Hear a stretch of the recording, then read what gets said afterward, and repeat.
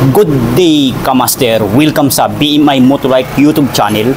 Narito na naman ang inyong lingkod upang magbahagi ng panibagong video. Ang topic natin sa araw na ito ay ituturo ko sa inyo paano lagyan ng sulfuric acid ang 12N12 3B Motolite battery.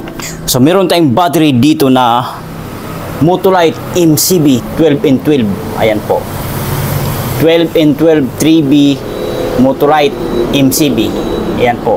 Ang size sa battery nito ay ito na po, walang iba. 12N12-3B Motolite. Ito na po ang size niya. Ito ay 12 ampere hour, 12 volts, low maintenance. Ibig sabihin ito yung battery na tinutubigan bago ito gumagana, bago siya magagamit. Kasi ang kategory sa battery na ito ay low maintenance. So, ditubig kung tawagin.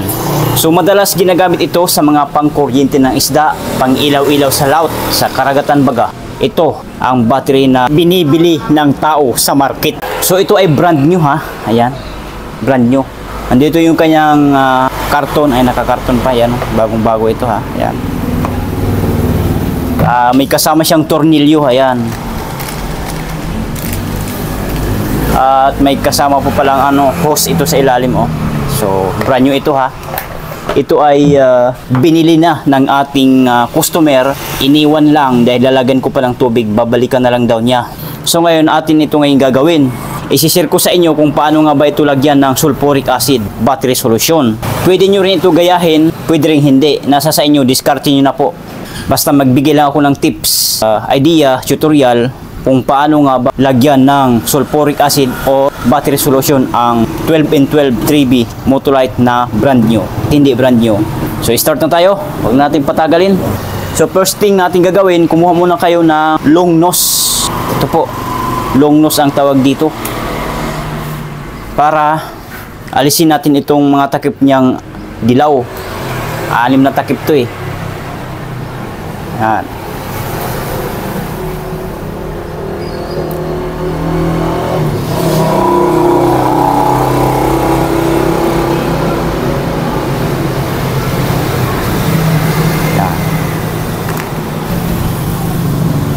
At yung kanyang singawan na nasa gilid, itong kulay pula, huwag nyo itong kalimutan na alisin ha. Tanggalin nyo ito. Ito. Yan, alisin nyo ito. Dahil ito yung nagsisilbing singawan. Pag once na nilagyan na natin ito ng battery solution, dito kasi sisingaw siya. Kumbaga, hingaan niya baga. Dito yung hingaan niya. Kasi kung hindi natin tatanggalin ito, ibabalik natin, hindi siya makasingaw, hindi siya makahinga. Kumbaga, parang tao lang din yan. Hanggat sa lulubo itong baterya. Hanggat sa puputok ito sa sabog. Nagits nyo na po. So yan. Ang paglalagay dito, nasa sa inyo kung saan kayo komportable. Pwede rin naman paharap. Kita yung sticker ng Motolite. Pero ako, hindi ako kontento kapag nakaharap. Kasi pakiramdam ko kasi may harang siya na sticker, hindi ko mamumonitor kung hanggang saan yung tubig. Pero nasa sa inyo pa rin yan ha, kung saan kayo mas komportable, ika nga. Pero ako, mas gusto ko na patalikod. Tatalikod ko yung ganon. Yan. Oh, diba?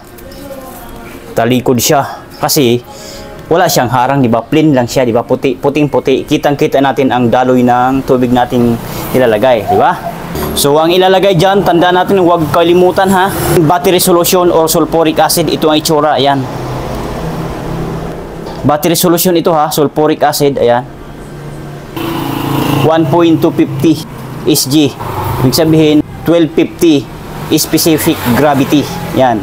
Pero ang tamang pagbigas dyan ay 1.250. Yan. So, sinalin ko dito para hindi tayo mahirapan kasi may hose. Kasi pag ganito ang gawin natin, ilagay natin kagad yan, mahirap, maliit na yung butas. So, dito sinalin ko. So, start na tayo. Dahan-dahan lang. Kasi lamisa ito, tibulk ito, nilagyan ko lang ng sapin o karton para in case na tutulo, may sapin pa rin kahit papaano.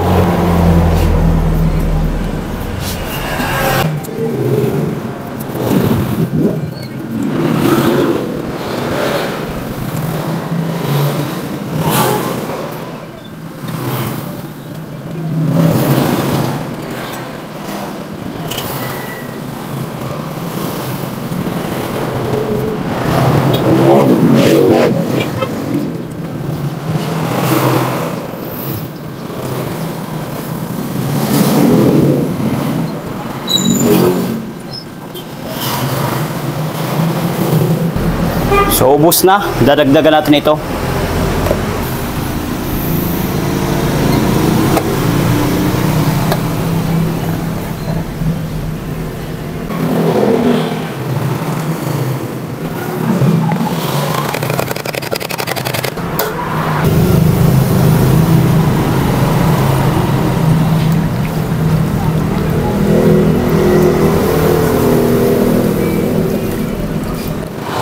Opya.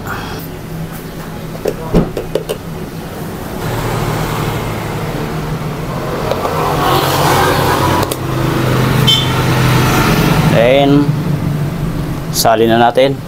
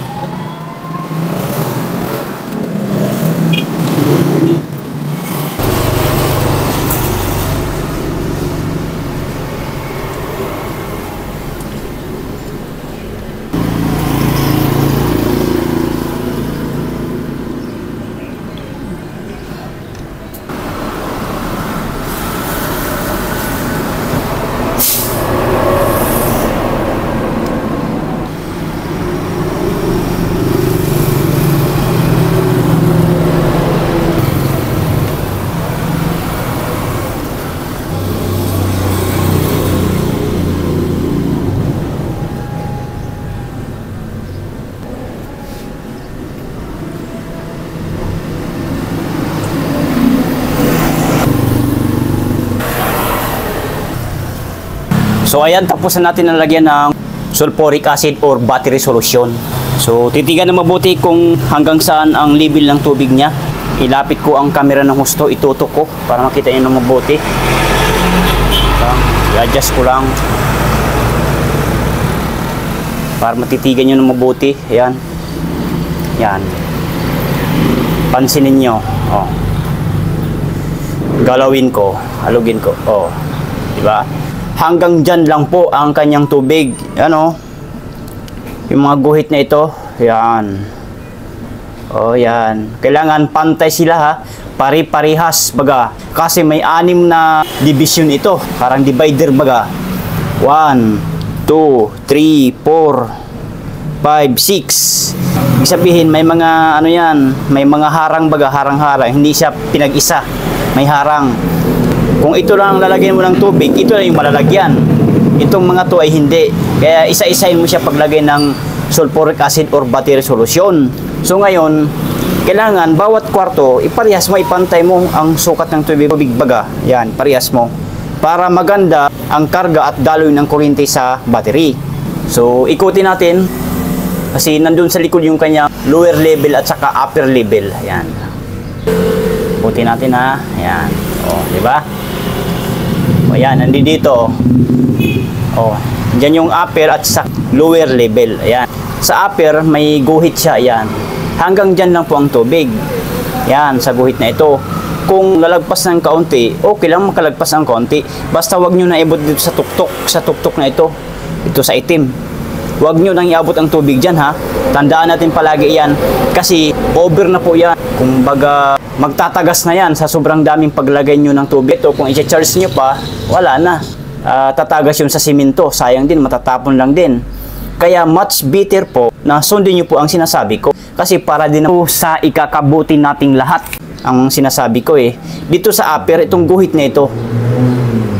Kung hindi nyo maiwasan na napalagpas ng kaunti sa guhit na ito, okay lang mga dyan lang. Yan, okay lang. Huwag nyo nang iabot dito sa pinakatuktok sa itaas ha. Dito sa itim, lalo dito sa itim na. Dito na yan. Huwag po, kasi puno na po yan. Maniwala kayo sa akin. Years ko na po itong ginagawa. Magsi 6 years na po. Kaya maniwala kayo sa akin. Tapos dito naman sa lower, for example, ang tubig ay dito na sa lower, dito na sa guhit na ito sa baba. Sa mga to, dagdagan nyo na po ng distilled water. Maliwanag po ang pagkasabi ko ha. Distilled water po ang ating idadagdag. Huwag po yung battery solution na nilalagay natin ngayon ha. Matapang po ito ngayon, nilagay natin. Di pwedeng idadagdag yan. Bumili kayo sa mga outlet store, sa mga hardware. Sabihin nyo po, pandagdag sa battery, yung distilled water kung tawagin. Maliwanag pong pagkasabi ko ha. Marami kasi nagkakamali sa ating mga kababayan na bumili ng battery solution, dinagdag dito, mas lalong nasisira. So kasi mali po ang procedure, mali ang ginawa. Battery solution ang dinagdag, imbis na distilled water. So sana maliwanag po sa ating lahat yun ha. Pag umabot na dito sa guhit na ito, sa lower, ibig sabihin, mababa ang tubig niyan. Ito ng time to time na dapat nyo nang dagdagan ng distilled water. Huwag nyo lang hintay na bumaba pa ng husto ang tubig hanggat sa maubusan ng tubig, matutuyuan ng tubig, hanggat sa naigahanan ng tubig ang battery. Hindi po maganda sa battery yun, masisira na po ang battery noon. So yun po, hindi tayo magkaaway dito, hindi po ako nagagalit sa inyo. Kumbaga, tinuturo ko lang po sa inyo ang best na tip o tutorial para maalagaan o maagapan natin ang ating baterya para tumagal po sa atin. Kasi ito, kung maalagaan lang natin ito, ay nako, kayang 3 years po ito, 2 to 3 years kaya ang lifespan nito. Basta sundin nyo lang po ang sinasabi ko. Ako lang ang matyagang nagtuturo sa iyo o sa inyo. Gusto ko lang kasi tulungan kayo, tulungan kita para malagaan natin ang ating battery. Yun po ang purpose dito sa video na ito. Pantay nyo ha. Ulit-ulit ko pong sinasabi, papantay nyo. Hindi pwedeng yung isang kwarto, mababa, mataas, mababa, so on, hindi. Parehas nyo. Kutin ko ulit. Oh. Ayan. Ganyan ha. Pantay lahat ha. Para maganda ang daloy ng kuryente sa battery. O, di ba? Ayos yan. Titigan nyo na mabuti. Yan, pantay nyo. Ganyan lang ang level ha, huwag nyo nang dagdagan pa. Ganyan, standard na po yan na karga, na tamang upper level ng tubig dito sa 12 and 12 3B Motolite. Kahit 12 and 12 champion pa yan. Ganito din, Bill, ang taas ng tubig. Huwag natin taasan pa. So, yun. So, ulit-ulit na ako. So, ngayon, i-adjust muna ulit natin tong camera. Yan.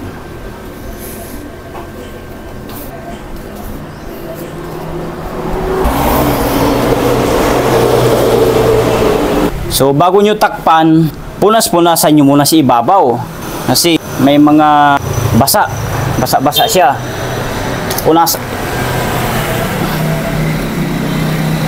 Punasan nyo muna para naman malinis ang ating gawa.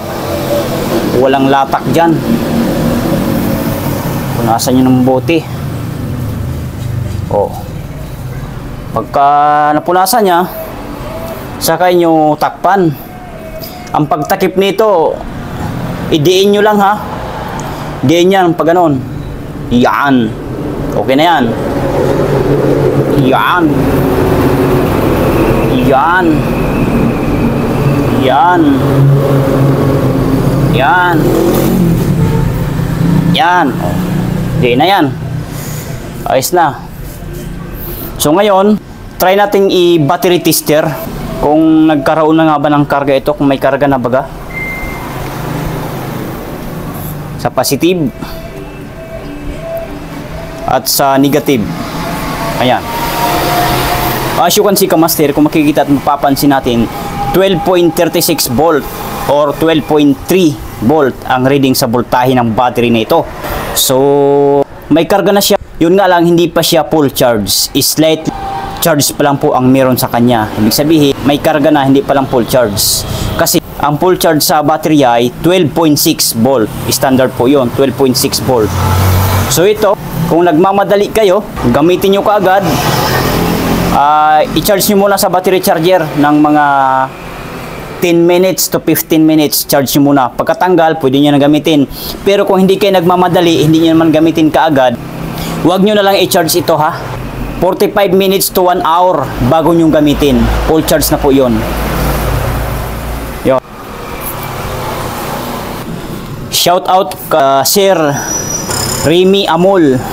May tanong kasi siya dito Bossing, pag naglagyan na po ng battery solution yung bagong battery, pwede na ba agad gamit?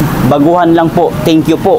Sir, ang sagot po dyan ay huwag nyo po muna gagamitin, sir. Sinabi ko na po kanina, ulitin ko lang. Huwag nyo po muna gagamitin. For example, ito, tapos natin nilagay ng battery solution. Bagong battery ito ha. Huwag nyo po muna gamitin. O maghintay muna kayo ng 45 minutes to 1 hour bago nyo tuloy ang gamitan ito. Pero kung nagmamadali naman kayo, gusto nyo gamitin agad maya-maya, mga after ilang minuto lang, ipa-charge nyo muna sa store nyo yung pinagbilhan. Ipa-charge nyo ng 10 minutes. Ayos na po yun. Mapupull charge na ito. 10 minutes. Tsaka kuhanin nyo na agad pag uwi sa bahay, pwede nang gamitin. So, ganun lang po. So, ganun lang mga sir, mga madam, mga kamaster. Kasimple ang paglagay ng sulfuric acid dito sa 12N12 3B Motolite na pinamagatang paano lagyan ng sulfuric acid ang 12N12 3B battery. So yun lang, maraming salamat po sa inyong panonood.